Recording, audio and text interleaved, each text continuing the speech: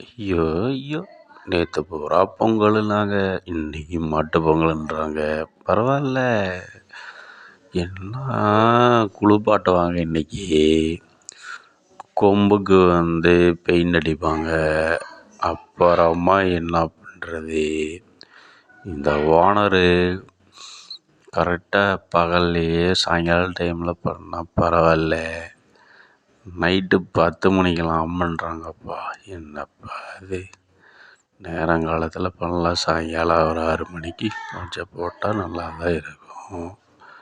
ஒன்றும் பிரச்சனை இல்லை. இன்றைக்கி எப்படியோ பொங்கல் சாப்பிட்லாம்.